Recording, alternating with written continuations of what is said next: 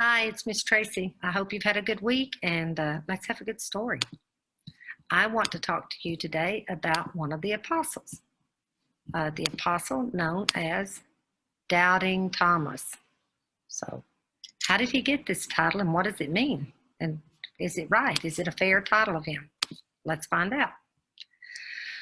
What we do know about Thomas, he's only mentioned 8 times in the Bible, but what we do know about him is he was referred to 3 times as a twin. I don't know Aramaic, but it's Teoma, I assume. In the Greek, Didymus means twin. In John 11:16, he's identified as Thomas, called the twin. But nothing is ever said about his twin, and a lot is known about him. He's only mentioned 8 times, okay?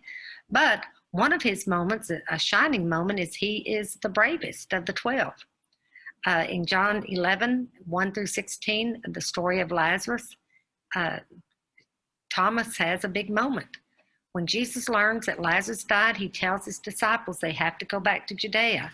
And they try to talk him out of it because they tried to stone him when he was last there.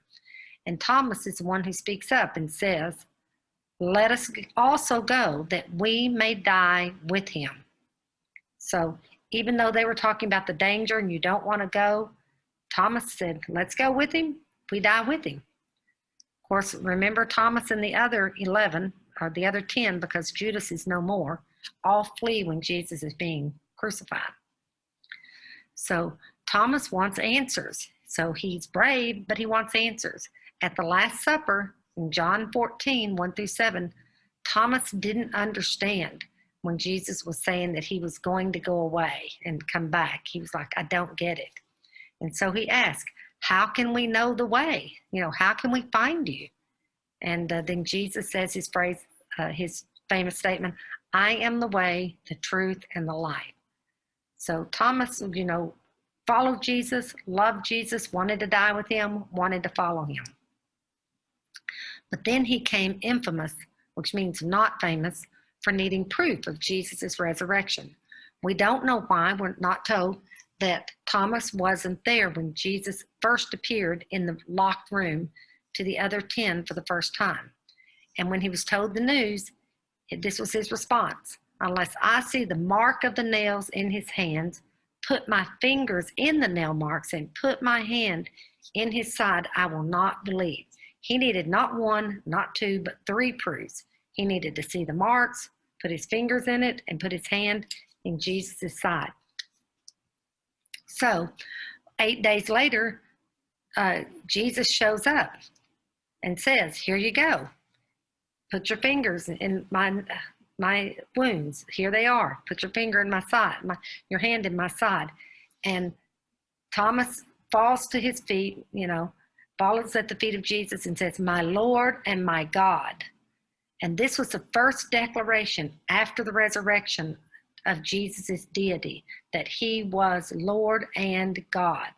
So it's kind of interesting that he gets this kind of honor of being the first. But Jesus replied to him, because you have seen me, Thomas, you believed. Blessed are they that have not seen and yet believe. And so this gave him the title of Doubting Thomas. And even today, somebody will say, oh, you're a doubting Thomas. And it's kind of come down as a bad thing. It depends on how you think Jesus responded to Thomas. We know that he was very compassionate and kind to Peter, who he told would betray him 3 times before the cock crowed, in the morning, and he did. And then Jesus forgave him. So in my heart, I don't believe Jesus was being mean to Thomas, because I don't think that's our Jesus. But he did say, because you've seen me, you believed. But blessed are those, and that's us. Blessed are we that have not seen Jesus, but we believe. So the rest of Thomas's story is that he went to India. We don't really know. The accounts of his activities are unreliable. Some said he went to Iran, and some say he went to India. One story goes that the apostles divided up the world to their missionary labors, the Great Commission, go and tell everybody about me, and that they said the job of India fell to Thomas. but Thomas claimed that he was not healthy enough and that the Hebrew couldn't teach the Indians. But even a vision of Christ could not change his mind. And then it said that Thomas was sold as a slave to a king who ruled over India. Maybe God has a sense of humor. This might have happened. We don't know. This is a story. But one thing that leads credence or kind of support to this story is the fact that Thomas is venerated as the apostle of India, and that the tradition holds that he built 7 churches, and that he was martyred during a prayer by a spearing on the big hill near Madras, and that he was buried there, and that today his remains are in Italy. Whatever, it was a pretty interesting story of a guy. I mean, for someone who was only mentioned 8 times, he left some pretty big footprints.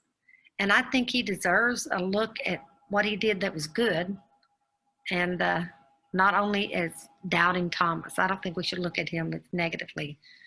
He was just a guy that needed answers and got them. Jesus gave him his answers. And Jesus will give us our answers too. And blessed are we that believe even though we don't see. And to me, that's pretty comforting. So I thank Thomas for giving us that blessing from Jesus, that we will be blessed because we believe even though we don't see. And I hope you have a good week, and I'll talk to you next week. So goodbye. And that's all I got today. Bye.